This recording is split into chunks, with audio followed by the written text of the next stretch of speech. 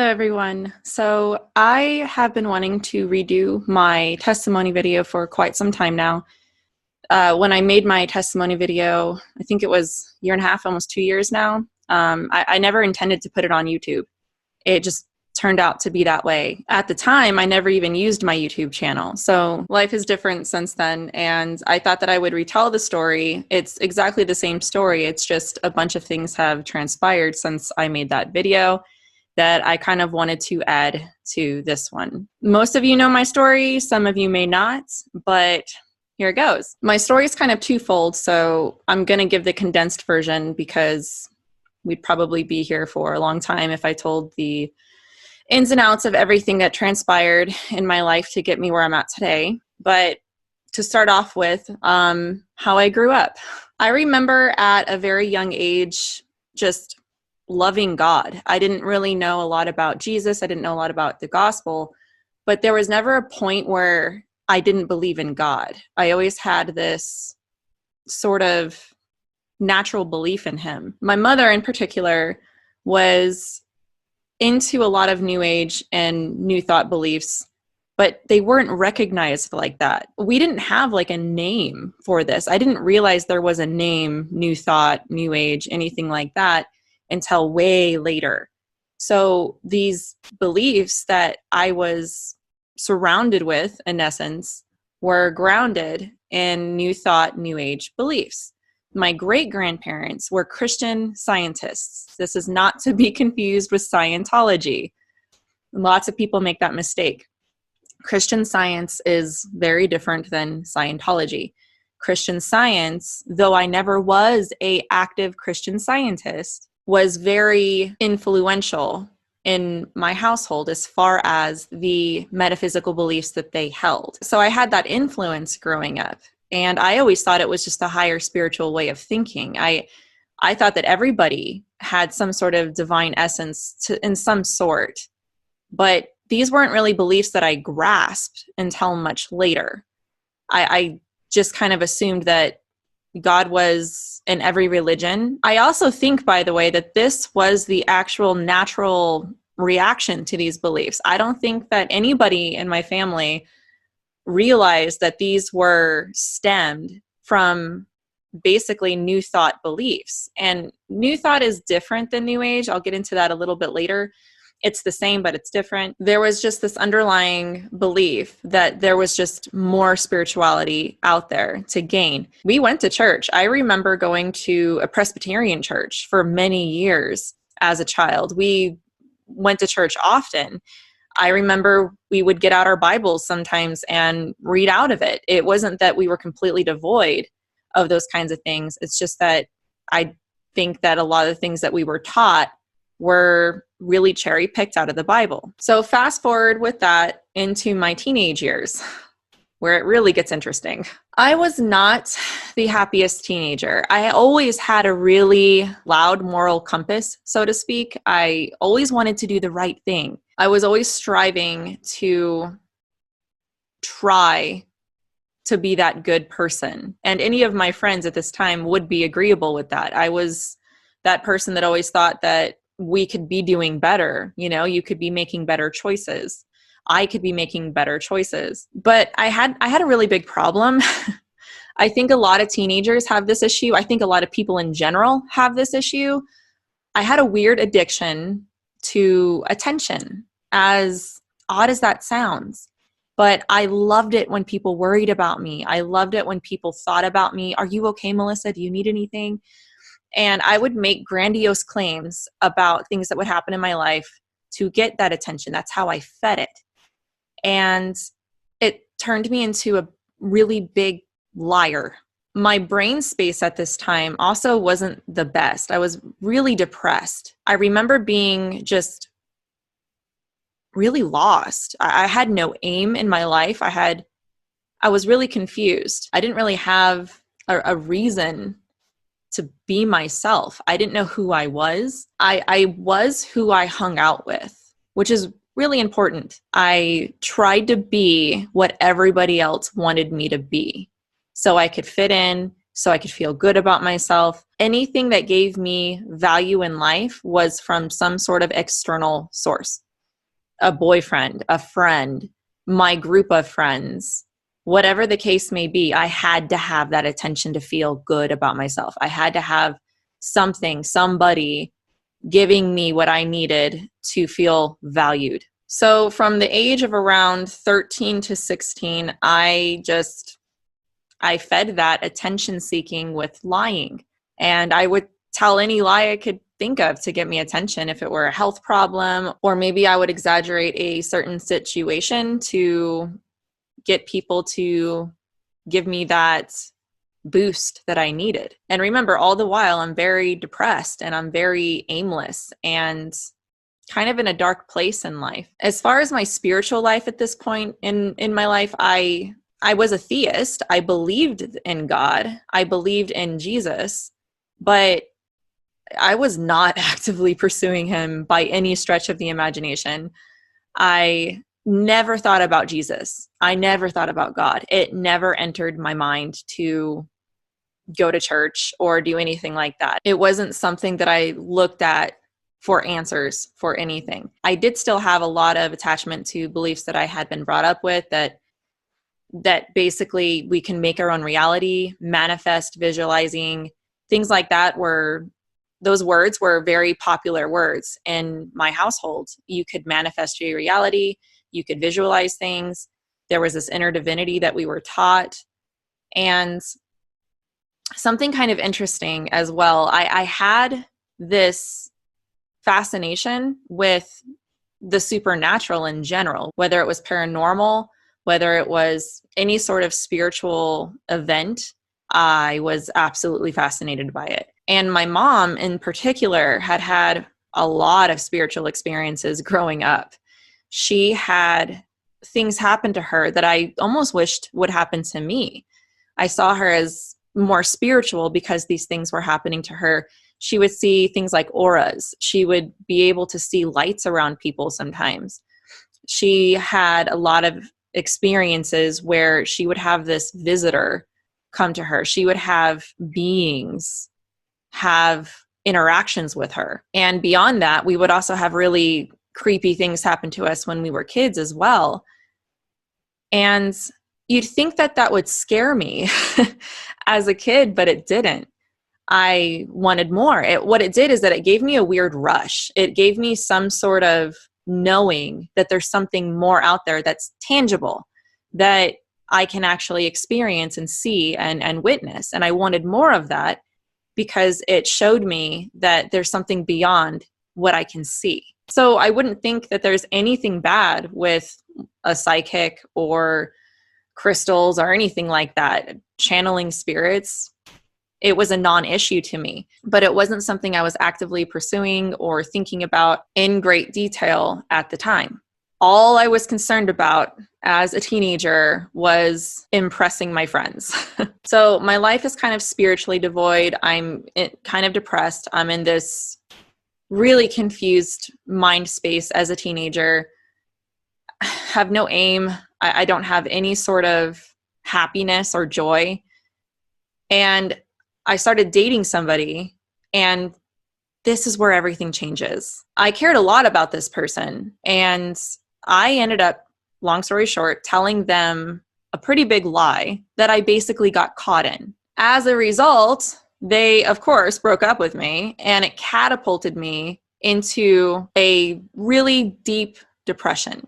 I became suicidal. I didn't want to live. Every day was absolute torture. It was pure darkness. It was nothing brought me joy. I didn't want to live anymore at all. There was no reason for me to live. I hated my life. I hated who I was. I didn't like who I was. Nobody liked me. I felt, it was a self-hate that I had. I had a very low self-esteem, low self-confidence. I started thinking of ways I could end my life. And I'm really grateful there wasn't a gun in my house at this time, because that would have been the quick, easy way to do it. So I started getting really creative and thinking, okay, what's the quickest, easiest way to do this?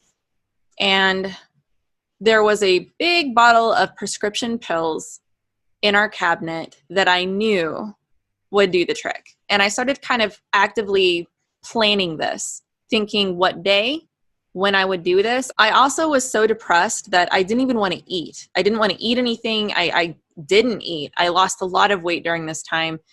There was a point where I even quit taking in fluids. I think because I just felt like I didn't deserve it. It was emotional and mental torture. Well, it was around this time that God got a hold of me. I remember it was the weekend, and I was hanging out with one of my friends, mindlessly just hanging out. I literally was trying to waste time. We get a call from one of our mutual friends and asked us if we wanted to go to a house of another mutual friend of ours at a house party, to go hang out at this house party with our friend. And at the time we said no. All I wanted to do was go home and go to bed, because that seemed to be the only relief I had was sleep. Because while I was sleeping, it just felt like the pain wasn't as intense. And I dropped off my friend and I'm heading home. And I even remember the exact road I was on, what time of night it was, where I was driving on this road.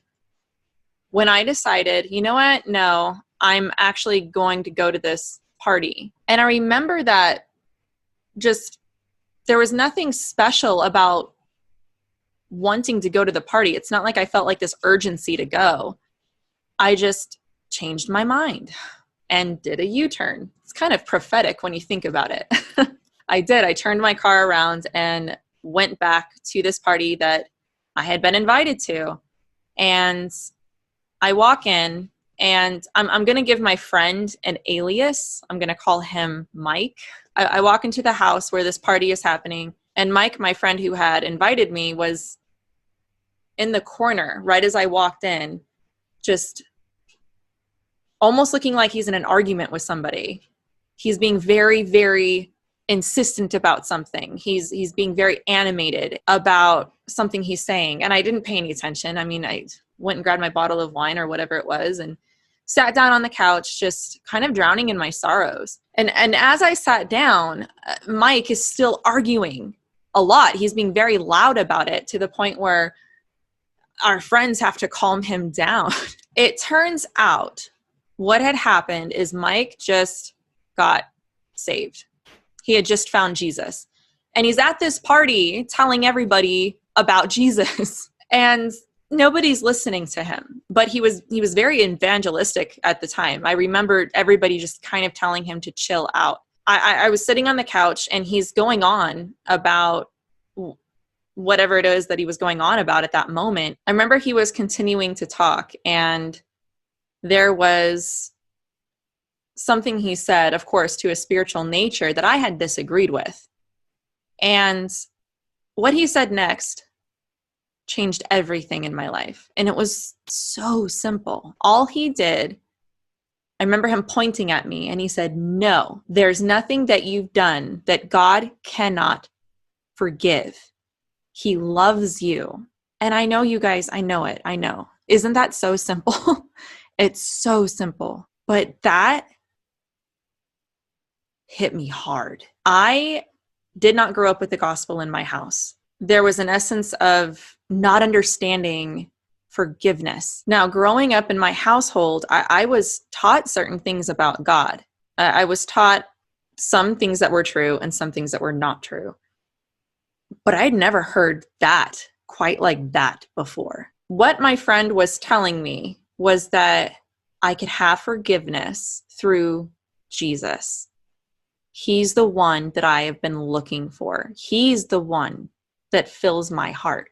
He's the one, and him alone is the only thing that can give me the love and the forgiveness that I need. That's basically what I heard that night. And I believed it. And it changed my life. And I remember even when I was looking at, when I felt this peace. I don't really quite remember the drive home or if I had any other conversations after that. It was a while ago. I don't remember going to bed.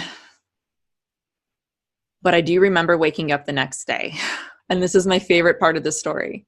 I always say it was like waking up in a Disney movie, like it didn't feel real. And the more I think about it, and the longer that I'm a Christian, the more fascinating this is to me. It was It was like my miracle. I was lost, depressed, suicidal, anxious, completely depressed, just completely low self-esteem, everything, in a dark place in my head. And I woke up. But when I woke up, I felt this peace, absolute, complete peace. There was this weight lifted off of me. And I didn't know anything about what the Bible said. I didn't know what it said about being a new creation, being born again, nothing. But I remember sitting up in my bed. I remember even how I was sitting. I'm like, wow, the sun shining through the window, and I hear birds chirping, and I felt this joy and this peace. It was incredible. There were two things that really struck me. First, I don't know who that person was yesterday. I woke up with this sense of a new identity. And remember, I hadn't read the Bible. I didn't know anything about being born again or the new creation, nothing. I felt like I was this new person. And the second thing was my insatiable hunger to know more about what my friend said last night. I wanted to read the Bible. I wanted to watch. I remember trying to find preachers on TV. All I wanted to do was know more. It was this hunger. Anything I could have gotten my hands on to teach me more about Jesus at this time, I was all over it. I remember calling my friend after this, telling him, you absolutely changed my life. Everything that you said that night, I believed, and I am just completely in love with Jesus right now. And I told everybody, if anybody who would listen to me, I told them about Jesus, about what had happened to me. If I could have shouted it from the rooftops, I would have. I started going to church, and I got to be honest, during that summer of my life, I remember I had just turned 17, and then that summer, it was the best summer ever of my life. I was just on my honeymoon with God. I was just wanting to know more and wanting to read more, but another problem arose. The thing is about me is that people that know me and people that are familiar with who I am as a person, I can be very inquisitive, and it's not always the easiest thing to deal with that with me, if I'm honest. I had just had this amazing experience with Jesus, with God, and I was never the same ever after that. Completely different, 180, but I had a lot of questions about the Bible. And there were things I didn't understand. I didn't understand how we got the Bible. What's up with that? Because I always was taught that there's extra books that were outside the Bible, that there's much more that God revealed to mankind that's not in the Bible. We can't trust the Bible. And then if I were to read the Bible, I had questions about that. What about Jesus being God? Who is he praying to in the garden? What about people that have never heard the gospel? The basic questions that any new believer would ask, I asked them. The issue is that I was going to an independent Baptist church at the time, which I loved, but they were very strict. And I remember asking these questions, and it was met with a sort of opposition that I kind of shouldn't be asking these questions, and I didn't like that. I started visiting other churches that I liked, but I still didn't have somebody that was patient enough to sit down with me and discuss these things with me. And I'm going to preface this with saying I'm not that old, but it's not like I could have gone to the internet at that time to research this stuff. If all these well-known apologists that are a click away on our smartphones or the internet were around and were more accessible to me, I probably would have, and I knew about it, I probably would have read their stuff. I didn't even know what apologetics was. And if you don't know what it is, it's basically the defense of the Christian faith. You're answering these tough questions. You're defending the view of Christianity by answering these tough questions. I didn't realize it, but I kind of was an apologist at the get-go. I had a very evidential approach to Christianity, and I needed more evidence. I wanted to know more. It was more than just wanting the evidence. It was really wanting to know God, wanting to know the answers to these questions. And I didn't want to have an accidental faith. I wanted to have an evidential faith. I wanted to believe and be able to say why I believed it. And again, all the while, did not know that this was actually in the Bible. This is taught in Scripture that we should have a case for what we believe. And we can use our mind to research these things. So kind of going on a rabbit trail with that, because it's very important to understand that it was the lack of this evidence of these hard discussions that led me to embrace the New Age, New Thought teachings that I had grown up with. It was what I had. There was lots of metaphysical books on the shelf that answered those questions. You want to know about pain and suffering? Well, here, let's talk about subjective reality. Let's talk about ego. Let's talk about all these other things that supposedly Jesus talked about. So all the while, I'm thinking that this is real Christianity. I'm thinking this is true spirituality. That all these Bible-thumping Christians over here that are so judgmental and intolerant, they got it wrong. They're the lower spiritual Christians. So in order to counteract these questions that I had, that a lot of Christians actually still do have, I embraced New Age and New Thought teachings. Now, I want to kind of differentiate between New Age and New Thought for a second here. New Age and New Thought, they're basically the same on many aspects, on many avenues. I call New Thought, however, the evil half-sister of New Age. They're related, but they can teach different things. For example, I never was into crystals that much. I remember thinking and believing that, yes, they have powers, that everything has a vibration, and that everything has some sort of frequency that can give out some sort of energy that can affect your reality or your body or your thoughts or feelings somehow. But I never actively pursued having crystals or using them for healing or anything like that. I was never into tarot cards. I remember seeing a psychic once. Astrology, I was never really into that. Aliens was another thing in the New Age that was really big that I was interested in, I was fascinated in, but I didn't actually pursue that type of spirituality. I didn't really look into it. What I was more interested in were metaphysical teachings. Because I considered myself a Christian, the Bible had a metaphysical definition to it on a lot of things. So I followed the teachings of people like Esther Hicks, Eckhart Tolle, even Oprah to an extent. I agreed with her spirituality, and I found that me and her were very much in tune with the same things that we believed. Wayne Dyer was another one. Basically, my pursuit was to find my own inner divinity and to become as spiritual as I could. And for a while, that's just what seemed to work for me. And I thought it was biblical. I thought the whole thing was, this is what Jesus was really trying to teach, is what I was thinking. That if we could only see and open up our spiritual eyes, we would be able to see that this is what Jesus really taught. There was always a pursuit for higher spiritual knowledge. So I remember meditating. I remember wanting to attract my own spirit guide. Not recommended. I had some pretty crazy things happen to me.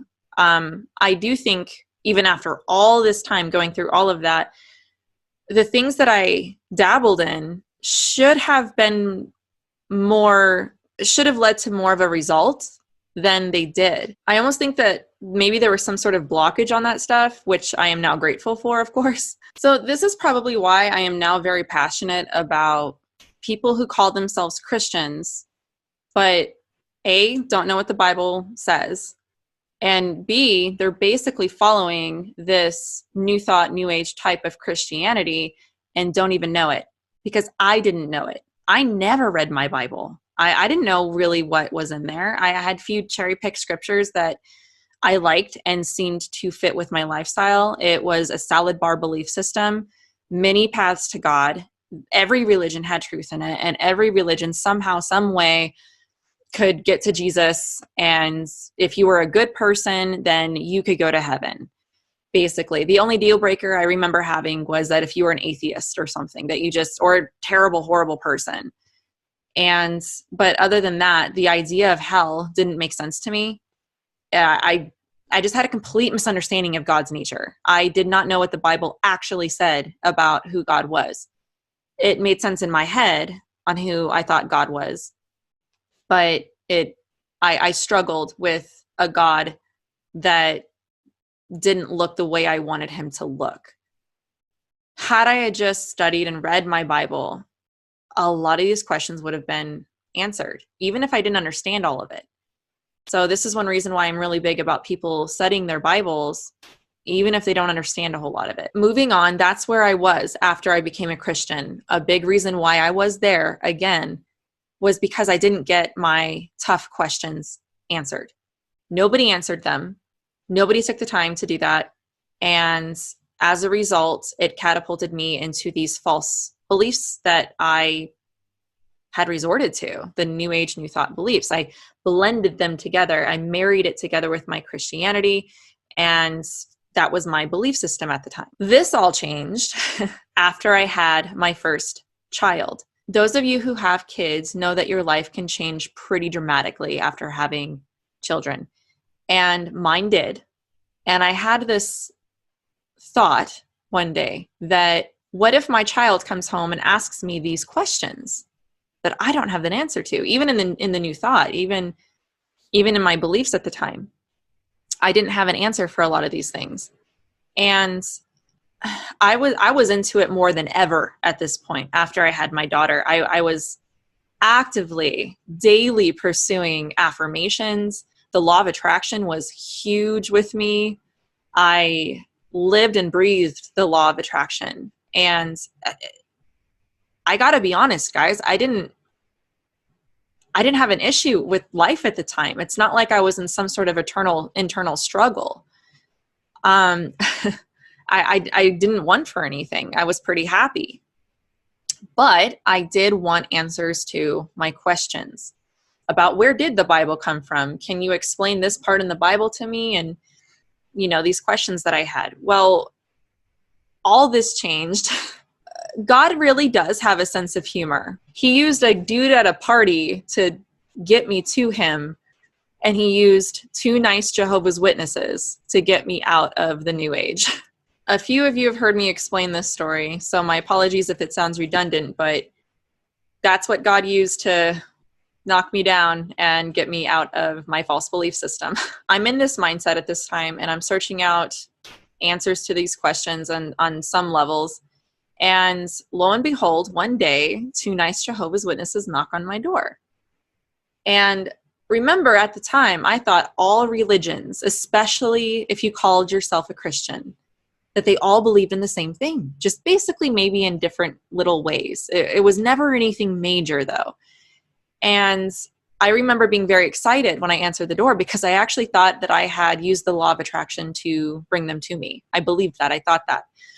And so I was excited because I thought, oh, these are the people that are going to teach me about Jesus. They're going to teach me about the Bible. And what I was looking for was a very intelligent, knowledgeable, back and forth conversation that would help me to have an answer for all these questions that I had. I thought that we would have this, really good, stimulating conversation about the Bible and Jesus. And that's just not what happened. I remember being very surprised at how little they went off of what they were supposed to say. They had this little script of things that they said, and I had off the script questions. So I was surprised that we couldn't have, that kind of conversation. But what really confused me was around the 3rd or 4th visit, because I remember thinking that a lot of what Jehovah's Witnesses believed was a rumor. I didn't believe that. I thought people had it wrong. In other words, that no, they don't believe that Jesus is Michael the Archangel. They don't actually believe 144,000 people go to heaven, all this stuff. But they did. And it was when one of the women mentioned that they wanted to talk about Jesus being Michael the Archangel on our next visit, I knew something was wrong. I felt the Holy Spirit like I hadn't felt him in many years, just warn me. And I remember having this complete urgency to go research. And I did. I remember going to the internet and just researching, hours and hours of research on this religion. And it wasn't just the Jehovah's Witness religion either. It was Mormonism. It was LDS. It was the first time that this world had been open to me that answered these questions that even I had. And it was rather confusing, but at the same time, it was like a snowball effect. I couldn't quit learning. In the process of this learning, I came upon some articles and videos and blogs about some of my beloved teachers that I had learned from, that I had learned spirituality from. And I remember thinking at the time, how could they say anything wrong about these people? They're loving and caring, and all they talk about is love. All they talk about is acceptance. How can you say that's not biblical? Because that's what I believed. I believed that it was all love, all harmony. It was all about peace. And as long as you were doing that, how could that be wrong? How could you sit there and tell them and judge them and say that what they were saying was not what Jesus taught? I completely did not agree with that at all. I thought that that was an ego type of belief, that they were thinking in a lower spiritual way. But then I crept onto one blog, one article. I still don't know what website this was, and I still don't even know who said it. But it was one sentence. Simple things work with me, apparently. But it was one sentence that I read. It was talking about a well-known spiritual teacher. I don't remember exactly who it is. What this person said was, "Ye will be like God." Sounds like a slimy serpent to me. I'll never forget just the blood rushing out of my head when I read that. I'm like, oh my word, it is the serpent's lie. Because that's what I believed. I believed that we were all godlike. I believed that we all could be like God, that we are, in essence, little gods. I never connected that being associated with deception. Never once. It never occurred to me that that literally is the oldest lie in the book. Quite literally. That you can be like God. And I was shocked, very shocked after that. But I remember I kept reading, I kept researching, and I discovered something, that there's a name for what I was believing, and it was called New Age. It was called New Thought. Up until that point, you guys, I did not realize that there was a name, a category for what I believed. I thought it was just secret. I thought it was more spirituality. I thought it was just a higher spiritual realm. So to have this label on it actually kind of helped me, because then all of a sudden I could categorize what my beliefs were and how it was distinct from what the Bible taught. So all of this is going on in about the time frame of about 2 weeks after my Jehovah's Witnesses were visiting. And during those 2 weeks, 2 or 3 weeks, I believe, I had discovered my beliefs were wrong. The Jehovah's Witnesses are considered a cult of Christianity. It was during this time that I really felt this strong calling from God to get into counter cult ministry to Jehovah's Witnesses and Mormons, and I ran with it. I loved researching these religions. And more than that, I really loved teaching other people about these religions, and I loved learning about it. I loved witnessing to them. And for years after that, I pursued this. This was my ministry. I learned a lot about the Bible. It was through these ministries and through learning from them and their experiences that I learned a lot about the questions that I had about the Bible. I had to know what I believed to defend it. It was through this that I really started growing my love for apologetics. This was around the year 2011 that I got into ministry. And in around 2014 was when I kind of put it on hold because I had my second child. And of course, that takes a lot of energy, a lot of time, having 2 young children. In December of 2014, I discovered that I have an artistic talent. If some of you follow me on social media, like Instagram or my Facebook, I post every once in a while the art pieces that I have worked on. I was not always an artist.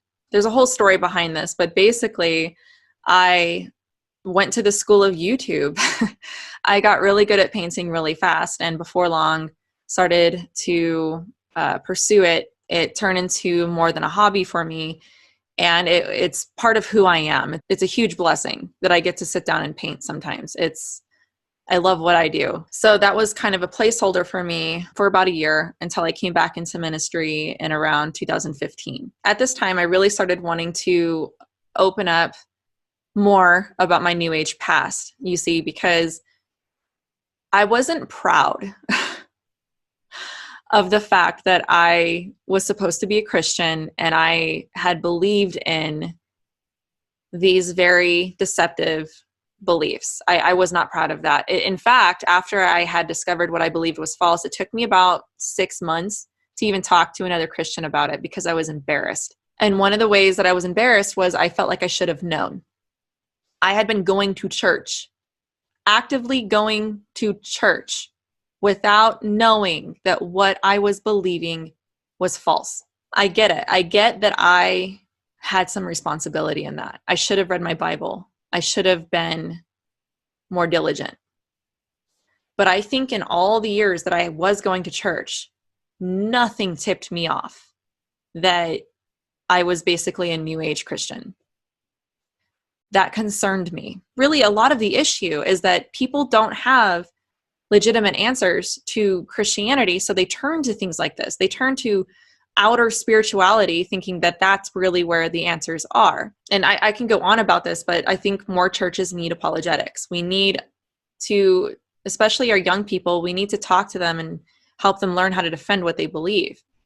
But it's good theology and apologetics. I have all this head knowledge. Over all these years, I'm reading, I'm researching, I'm ready to go. And I was really, a lot of it was self-taught. I wanted to help people. I wanted to help them with their difficult questions. I wanted them to challenge me because I still had so much to learn. That hunger never went away, and it's still here. I want to learn more. I want to get to know Jesus more. I want to, be his hands and feet and serve him. I've basically been pursuing ministry to ex-New Agers, New Agers in general, since around 2015. And I've been in countercult ministry since 2011. Another thing that's happened since then is I am now in seminary, and it's really amazing. It's a lot of work, but I am learning a lot. And also something kind of cool that's happened since I made my last video that has transpired is the person that I had lied to in the beginning of my story that had put up big boundaries with me at that time. Over the years, we actually became friends. And their beliefs were somewhat intertwined with lots of New Age and New Thought beliefs, believe it or not. Lots of Buddhism, Eastern mysticism, things like that. Somebody I never thought would become a Christian reported to me recently that they now believe in Jesus as their savior. They are now a believer. That really touched me, and it really made me be in awe of God and his sovereignty and the way that he works in our lives. I just never thought that would have happened. It's just, to this day, it's just really fascinating to me to think of how God worked in my life to bring me to where I'm at now. I want to encourage people right now that if there is somebody that you love that's in the New Age or even in, a false deceptive belief system, don't give up praying on them. Educate yourself on what they believe. I love putting out content for you guys, for you to be better equipped in how to defend what you believe, to know what the Bible teaches.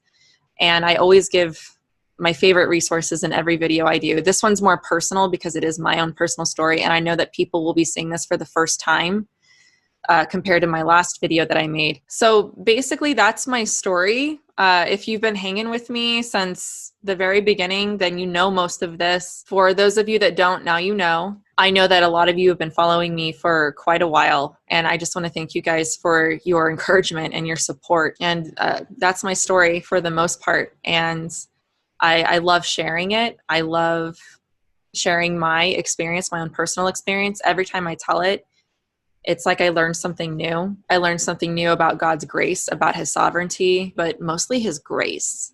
He had a lot of grace for me during those years. But I always think if I never went through that, I wouldn't have the testimony I have. I wouldn't know that this is an epidemic in our churches now.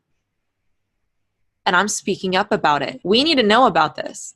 Maybe I can be that voice for somebody that I wish I had, that somebody should have said something to me. Some Christian in my life should have pulled me aside and said something lovingly to me. And maybe that would have started me out researching the New Age and the New Thought. But nobody knows what it is. Most Christians don't realize that a lot of things they believe are New Age and New Thought. Kind of want to end on that note of that's why I'm doing what I'm doing. And it makes some people really mad.